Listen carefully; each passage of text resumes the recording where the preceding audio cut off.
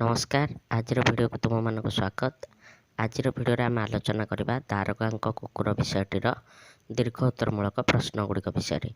Video आरंभ करने पूर्व केवल गोटे मात्र अनुरोध जे ये वीडियोर डिस्क्रिप्शन रे आपन को अमेजन एफिलिएट लिंक गुड़ा मिल जाव।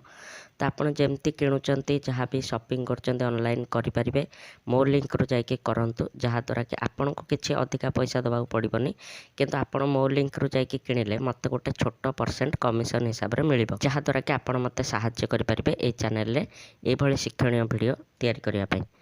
तेबे आउ डेरी नक वीडियो आरंभ करवा। प्रथम प्रश्नटी थिला दारोगा कुकुर गल्पर मर्म निज भाषा रे लेख।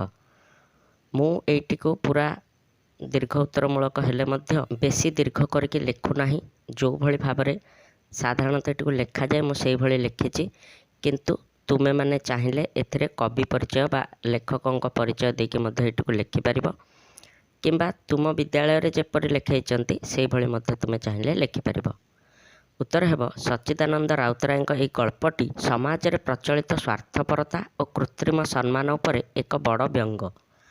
आलोच्य गल्परे पदपदवीर मोह किपरि मनुष्य को आच्छन्न कर रखि थाए एवं मृत्यु ही ताकु प्रकृत स्वरूप को चिन्हाई दिए यह वर्णित होइछि। गल्पर मर्म हेउछि जे समाज रे व्यक्तिर मूल्य तार गुण बा व्यक्तित्व पाई नुहे बरम तार पदवी और क्षमता पाई निरूपित हुए। दारोगा बाबू क्षमतार थिबा बेले तांको कुकुर सुल्तान मध्य राजकीय सम्मान पाउथिला कारण लोके दारोगा को भय करुथिले और तांको तोषामद करने को चाहूथिले। मात्र तांको मृत्यु खबर शुणी सुल्तान शव यात्रा रे जोग देइथिबा केही जणे भी व्यक्ति दारोगा बाबूंको शव उठेबाक मध्य जुटिले नाही। एही गल्पटी मनुष्यर असल चेहरा एवं क्षमता पछरे गोड़ाउथिबा समाजर मानसिकता को दर्शा जाइछि। अपरपक्षे दारोगा पत्नी निज स्वामी पदवी निमंते थिबा अहंभाव मध्य परिवर्तन होइछि दारोगा बाबूंको मृत्यु पर दृश्य देखि बुकुफटा दुखरे मध्य तांको हृदय रे क्रोध जागी उठिथिला। तो एटी थिला एक नंबर प्रश्नर उत्तर गल्पर मर्मटी। तुमे चाहिए मध्य निज भाषा रे एटी को लिखिपार। एबे जिबा 2 नंबर प्रश्न आड़कू। क्षमता और प्रतिपत्ति किभली मृत्यु निकट में निष्प्रभ हो जाए पठित गल्प अवलंबन रे वर्णना कर। देख एटी को जति दीर्घ उत्तरमूलक हिसाब से लिखा जाए तो बहुत बड़ उत्तरटी हम। तेणु किछि पिला माने मते कमेंट करथिले कि सार एते बड़ बड़ दीर्घ उत्तरमूलक लिखंतु नहीं टिके ताको छोट करके लिखंतु। तेणु मु पूरा तार जो सारांशटा ही से भली लिखुची। तुमे चाहिए या आगुरु लेखक परिचय एवं अन्यान्य मझिरे जेमिति दीर्घ उत्तरमूलक लिखा जाए किछिटार उदाहरण दे तमे मध्य लिखिपार।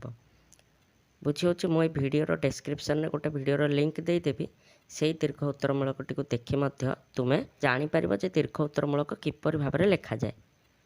ठीक अच्छे। तेणु मु बहुत छोट करके लिखिछि। तबे उत्तर देखिबा। मृत्यु एक अमोघ नियम जहाँ आगे पार्थिव क्षमता और प्रतिपत्ति संपूर्ण असहाय।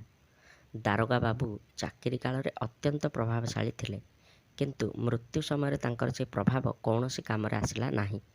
मृत्यु पर से केवल एक शव पलटि गले। जो क्षमता बल रे से समस्त निज नियंत्रण में रखुले मृत्यु तांको से क्षमतार शून्य करदेला। लोकों आखिरे थिबा भय और सम्मान मध्य मृत्यु सह मलिन पड़गला। यह प्रमाणित करे जे मनुष्य जेते बड़ प्रतिपत्तिशाली हेले मध्य मृत्यु निकट से सामान्य एवं निष्प्रभ। 3 नंबर प्रश्न को जिबा। दारोगा मृत्यु शोभायात्रा कुकुर ठारू हेय थिला किपरि। गल्परे दारोगा कुकुरर मृत्यु समय दारोगा बाबू कर्मरत थिले। तेणु दारोगा को खुशी करने तथा निजर आनुगत्य देखाई निज स्वार्थ हासिल पाई लोके कुकुरर शव को अति जाकजमक कीर्तन सह शोभायात्रा नहीं। किंतु जेतेबेले दारोगा बाबू निजे प्राण त्याग कले सेतेबेले तांको पाखरे आउ काहारी को साहाय्य करबाकू बा दंड देबाकू क्षमता नथिला। फलरे ଯେଉଁ ଲୋକମାନେ କୁକୁର ଶବ ପଛରେ ଗୋଡ଼ାଉଥିଲେ ସେମାନେ ଦାରୋଗାଙ୍କ ଶବକୁ କାନ୍ଧ ଦେବାକୁ ମଧ୍ୟ ଆସିଲେ ନାହିଁ। ଏହିପରି ଭାବେ କ୍ଷମତାହୀନ ଦାରୋଗାଙ୍କ ମୃତ୍ୟୁ ଶୋଭାଯାତ୍ରା ତାଙ୍କ କୁକୁରର ଶୋଭାଯାତ୍ରା ତୁଳନାରେ ଅତି ନଗଣ୍ୟ ଓ ହେୟ ହୋଇଗଲା।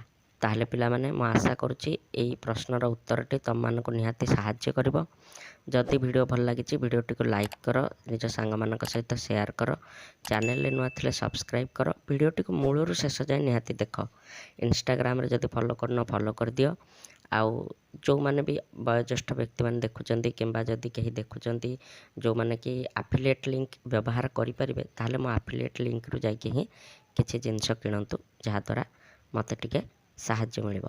ତେବେ ରହୁଛି, ଆଉ ଗୋଟେ ଭିଡ଼ିଓରେ ଦେଖାହେବି।